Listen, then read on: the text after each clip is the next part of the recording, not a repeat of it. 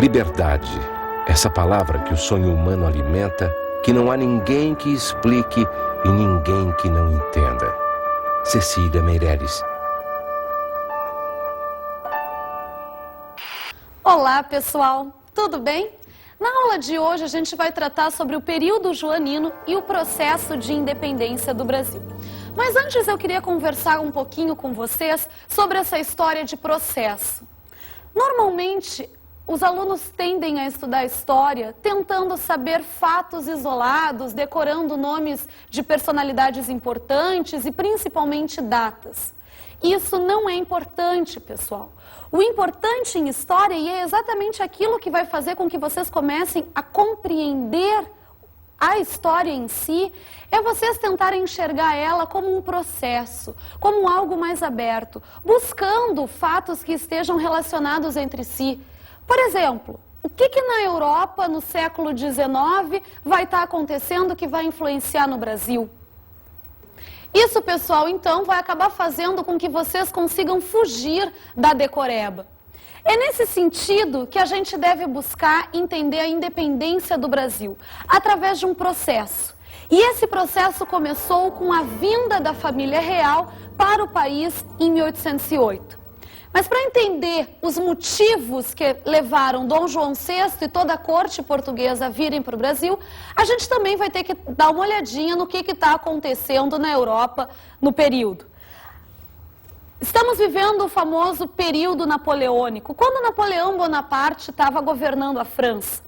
Nesse período, Napoleão vai começar a fazer um processo de expansão, invadindo uma série de países na Europa.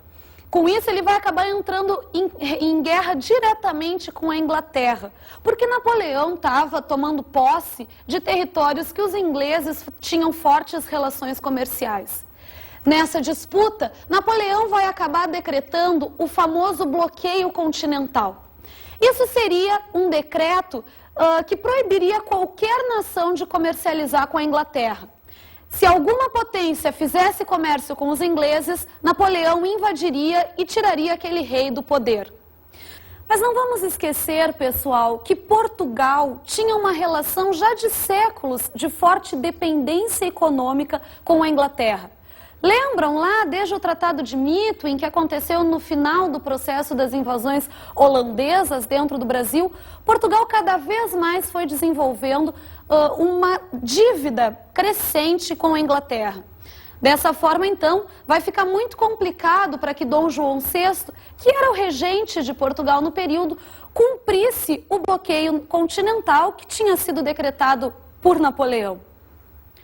Dom João tenta se manter em cima do muro por um período, tenta manter relações com a Inglaterra e, ao mesmo tempo, sem se definir com a França se iria cumprir o bloqueio continental, mas vai chegar um momento que ele vai ter que tomar uma decisão.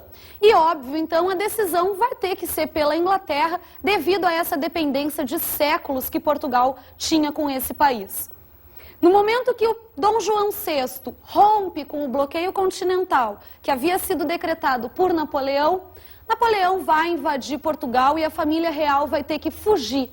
E foi exatamente isso que aconteceu, pessoal. Existem sátiras contando que foi algo muito engraçado que teria acontecido, engraçado pra gente, é claro, que teria acontecido, porque foi bastante conturbada essa saída da família real.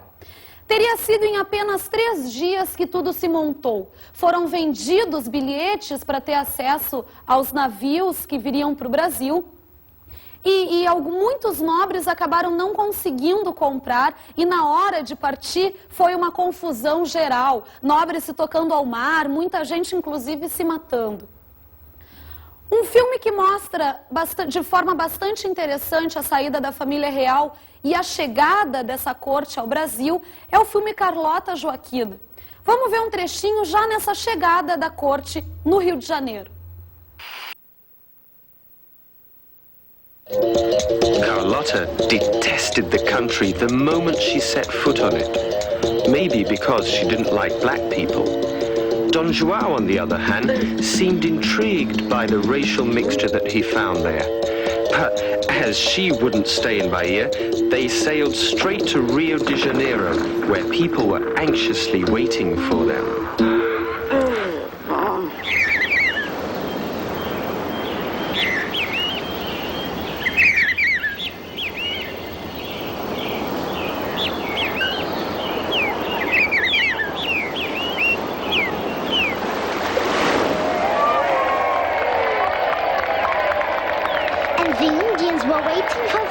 Many Indians and many Europeans, lots of Africans, some Chinese, and probably even 2 or 3 Scots.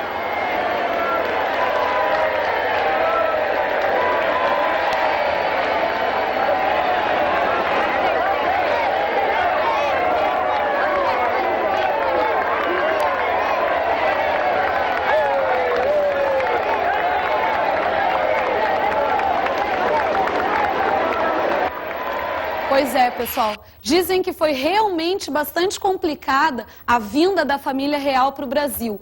O navio, inclusive, onde estava Dom João VI, chegou a se perder e teve que passar alguns meses em Salvador antes de conseguir chegar ao Rio de Janeiro efetivamente. Tem uma outra historinha que vai nos contar que teve um surto de piolho durante a viagem nos navios da nobreza, sendo que todos já chegaram ao Rio de Janeiro com a cabeça raspada.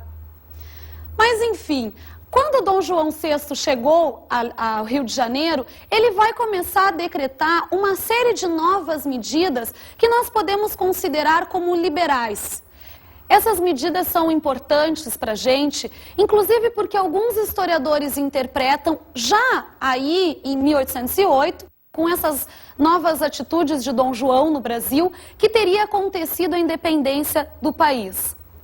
Mas isso não é oficialmente aceito, é apenas uma interpretação que alguns historiadores fazem sobre o processo. Nós, então, vamos trabalhar com essa ideia mais aberta de contexto histórico.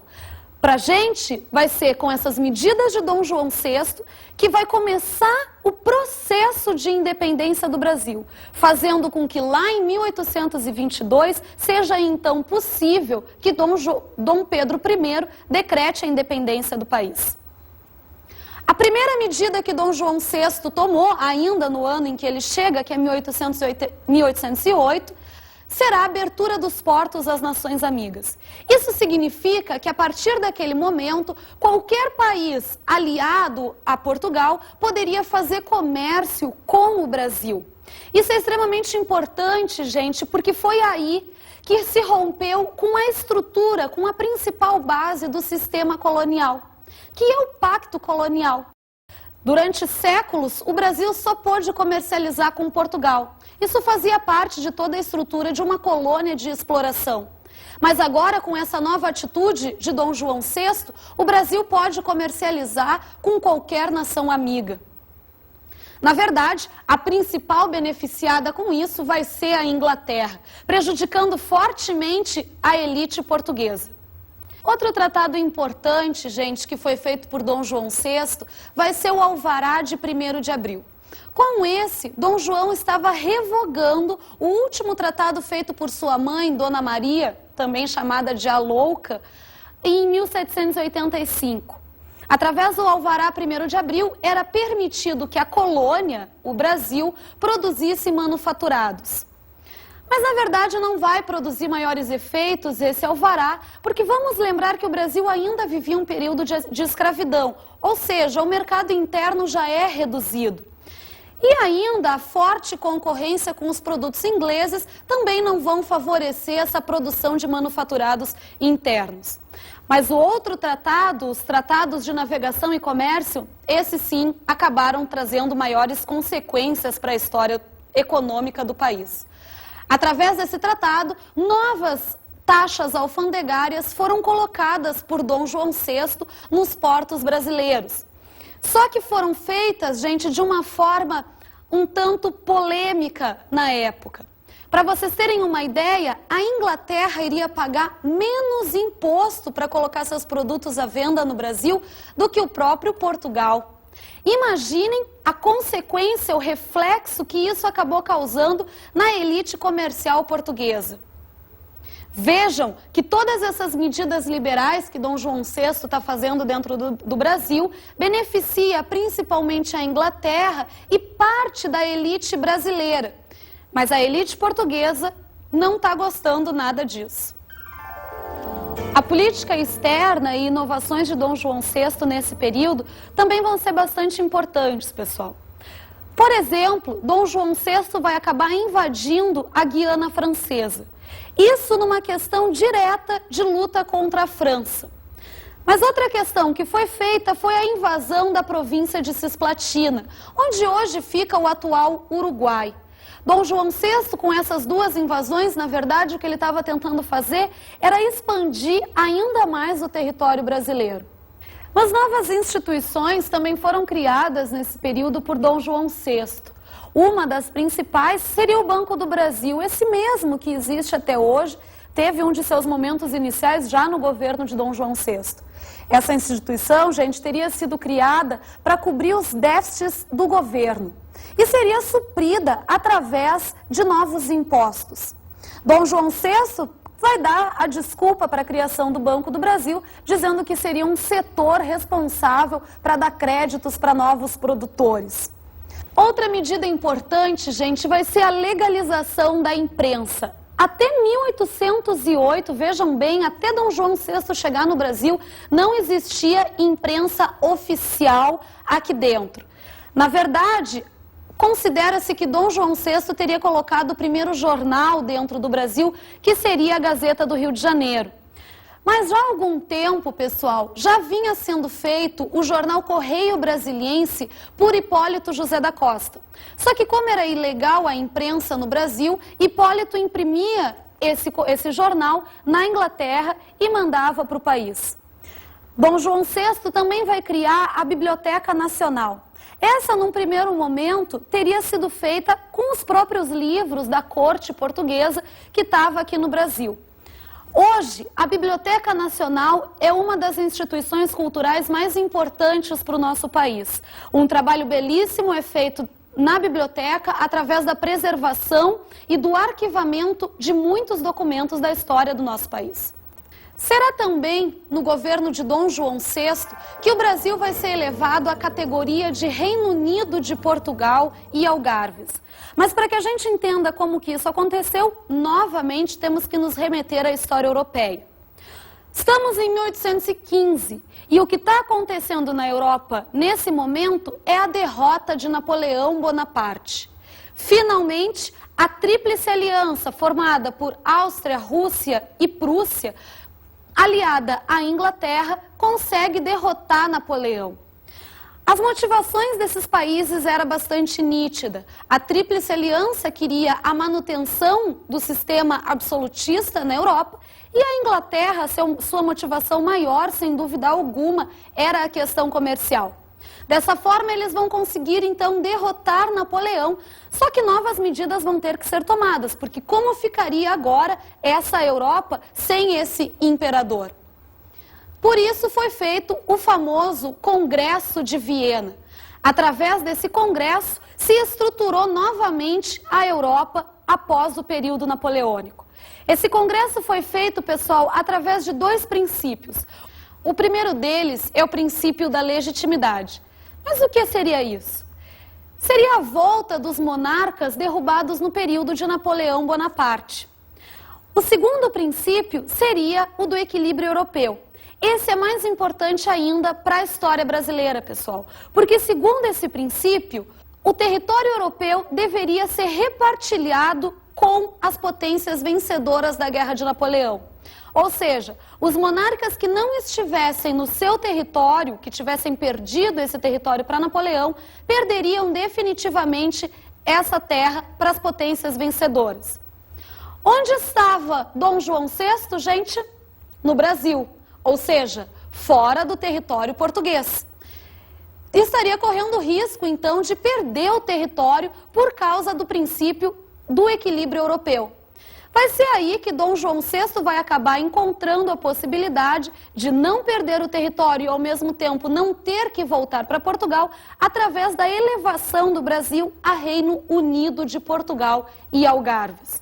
Agora, definitivamente, o Brasil perdia o status legal de colônia. O Brasil passa a ser um Reino Unido de Portugal. Ou seja, tanto faz Dom João VI estar em território brasileiro, quanto estar em território português. Faria tudo parte da mesma coroa. Esse fato acabará sendo a gota d'água para a elite portuguesa. Desde que Dom João VI veio para o Brasil, pessoal, essa elite veio perdendo cada vez mais benefícios em relação ao Brasil. Agora, definitivamente, ela perdia a colônia brasileira enquanto tal. Por isso, em 1820 vai acabar estourando em Portugal a famosa Revolução do Porto. Porto é uma cidade importante na época, situada em Portugal, onde a elite, os comerciantes e a nobreza vão acabar articulando uma revolta. Essa revolta tinha por base o planejamento da mudança da monarquia portuguesa. Eles pretendiam instaurar um governo monárquico, sim, mas parlamentar. Ou seja, eles estavam pretendendo limitar os poderes de Dom João VI. Por isso, foi criada as famosas Cortes Portuguesas, o parlamento português, que começou a articular toda a revolta. Outra medida, além de uma monarquia parlamentar que estava sendo proposta pelas cortes, seria também a recolonização do Brasil. Ou seja, eles queriam acabar com essa história do país ser Reino Unido de Portugal e voltar todos aqueles benefícios de séculos antes que eles tinham através do sistema colonial. Essa revolução foi bastante forte, Dom João VI vai ter que acabar voltando a Portugal, mas ele vai deixar estrategicamente o seu filho, Dom Pedro, no governo do Brasil. Foi dado então, gente, o primeiro passo para a independência do nosso país. Por falar nisso, vamos ver agora o que as pessoas sabem sobre a independência? Oi, deixa eu fazer uma pergunta para vocês bem rápida. Não? Tá, obrigado. Não precisa correr. Oi, posso fazer uma pergunta bem rápida, 30 segundos? Não é política e não é TV aberta. Valeu. O que é que vocês podem falar? O que é que vocês sabem sobre a independência do Brasil? Eu sei. A independência do Brasil, praticamente, ela se deu com a vinda de Dom João VI ao Brasil em 1808, né? Eu não lembro nada. Deixa eu dar uma fila pra você. Dom João VI foi para Portugal e deixou aqui Dom Pedro I. Foi o primeiro grande clássico para a independência do Brasil. Eu acho que a independência do Brasil até hoje nunca ocorreu, porque a gente é praticamente subordinado ao ALCA, FMI, toda essa dívida interna e externa, né, que a gente tem, na verdade. Mas já que você não tem nada pra falar sobre isso, você acha que o Brasil ele é um país independente? Será que nós somos independentes? Acho que não. Depende de muitos outros, né? Pois é, não sei realmente dizer. Não.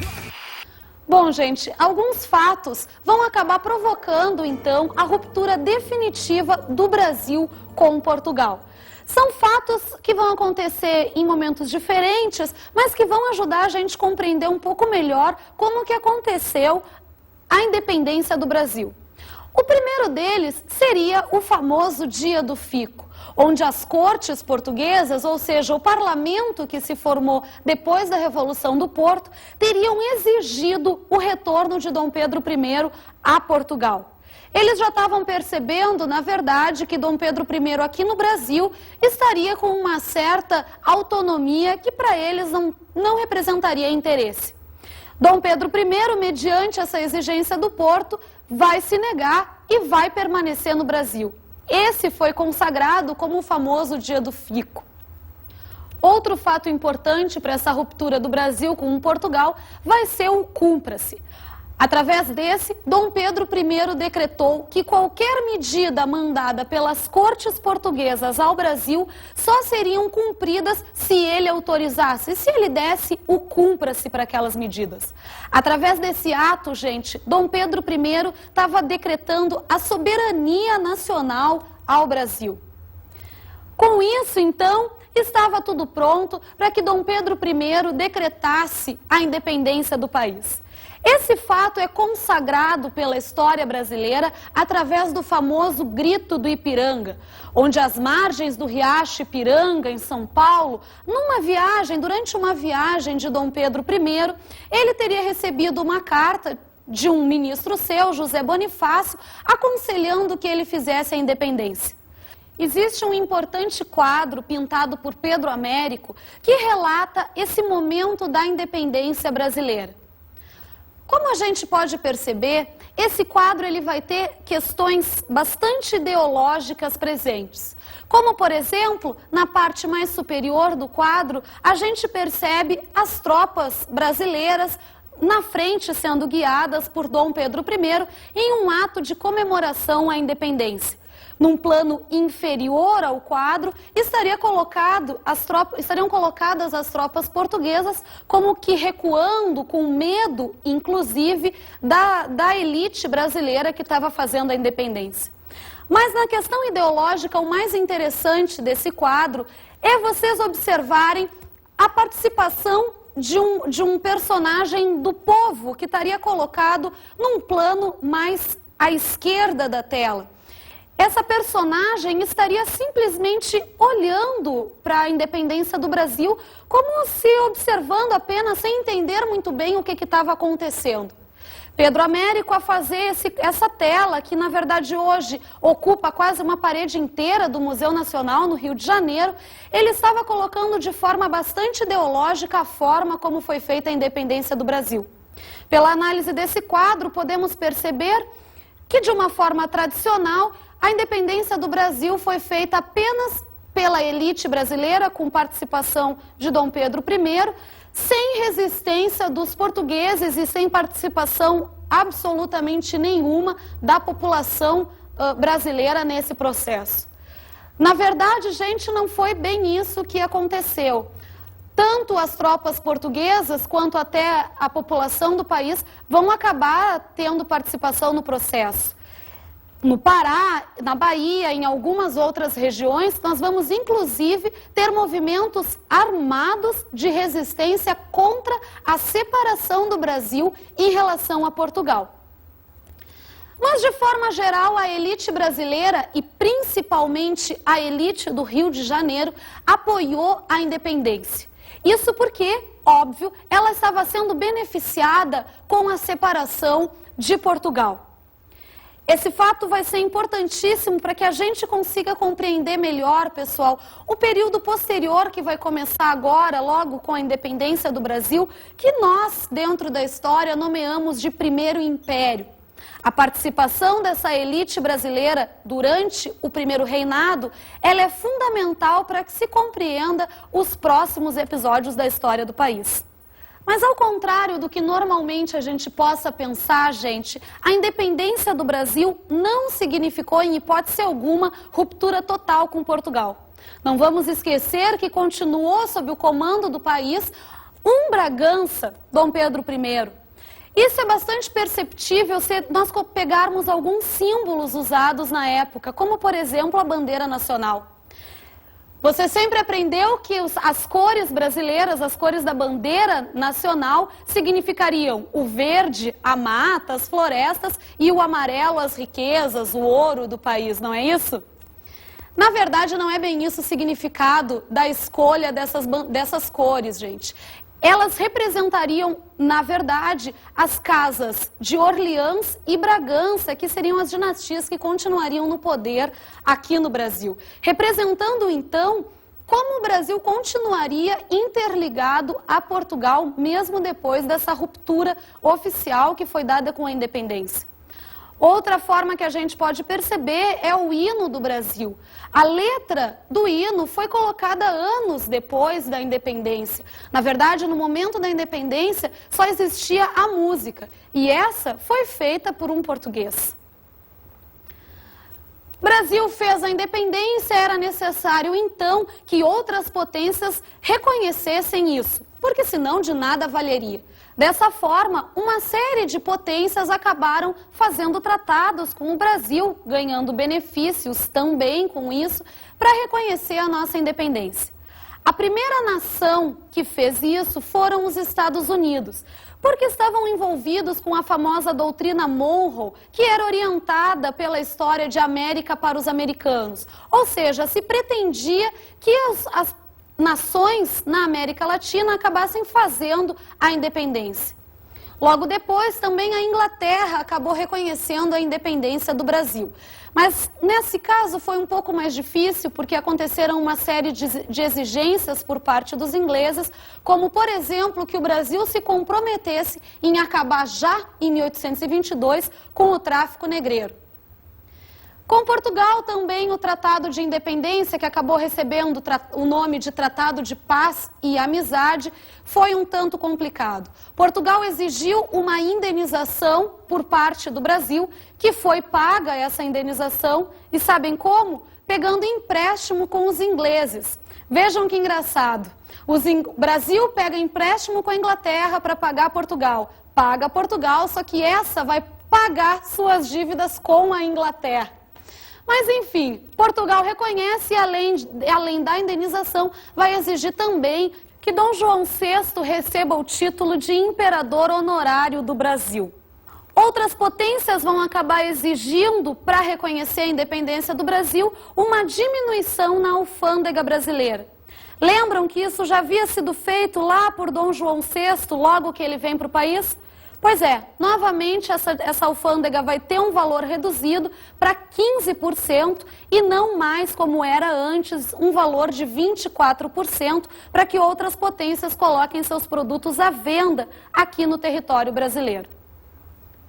Bem, gente, vamos agora dar uma olhadinha nas nossas dicas de estudos para a aula de hoje?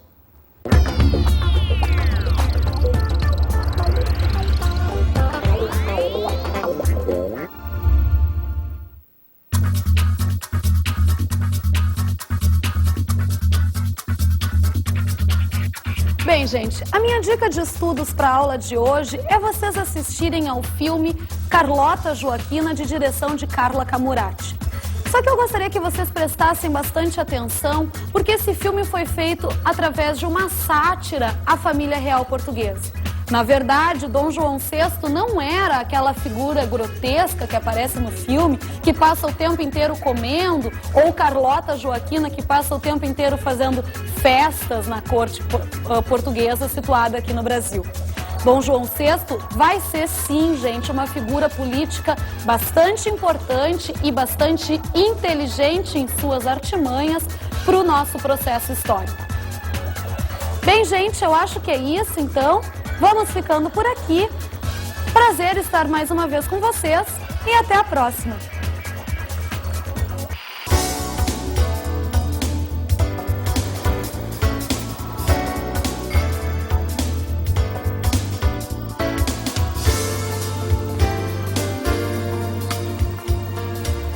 Na aula de hoje, estudamos o período joanino e processo de independência. Vimos a vinda da família real para o Brasil. A vinda da família real está diretamente relacionada com a guerra que estava acontecendo na Europa entre França e Inglaterra. Analisamos a política externa e as inovações de Dom João VI. Vimos como Dom João VI acaba expandindo o território brasileiro através da anexação da Guiana Francesa e da província de Cisplatina, atual Uruguai. Também inovações como o Banco do Brasil e a Biblioteca Nacional foram feitas no período. E falamos sobre a ruptura com Portugal. Vimos como foi importante a Revolução do Porto, acontecida em Portugal, para essa ruptura, e também alguns fatos dentro do Brasil, como o Dia do Fico e o famoso Grito do Ipiranga. Bons estudos!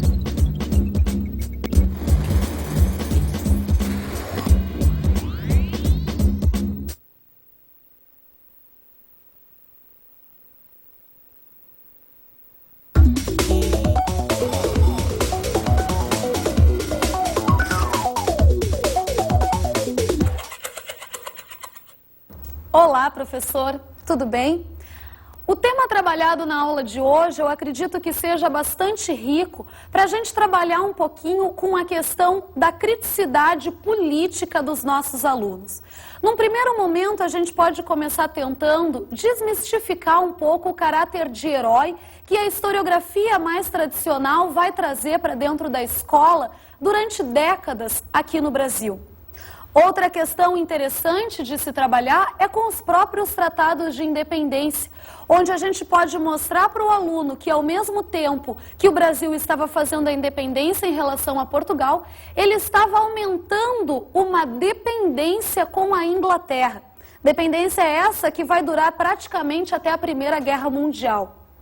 Com isso, gente, eu acredito que nós estamos começando a dar subsídios para a construção de uma criticidade política maior dos nossos alunos.